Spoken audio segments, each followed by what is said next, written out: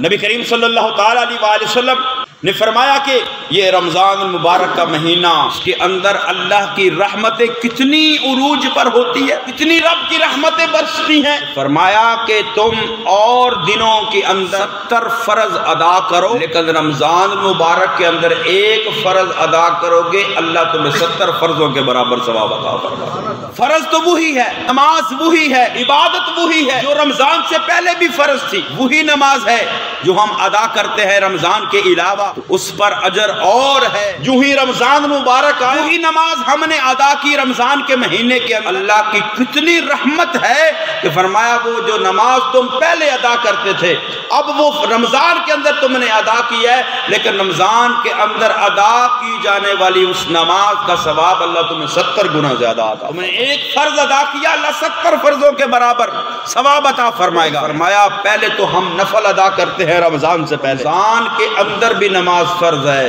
ویسی ہی رمضان سے پہلے بھی فرض ہے، لیکن فرق کیا پڑتا ہے، ہم نماز ادا کرتے ہیں رمضان مبارک کے اندر بھی نماز ادا کرتے ہیں، رمضان کے اندر ایک فرض ادا کریں گے اللہ 70 فرضوں کے برابر ثواب عطا فرمائے، 70 فرضوں کے برابر ثواب۔ اور فرمایا جو رمضان مبارک کے اندر نفل ادا کرے گا اللہ اس نفل کا ثواب اس کو فرض کے برابر عطا فرمائے۔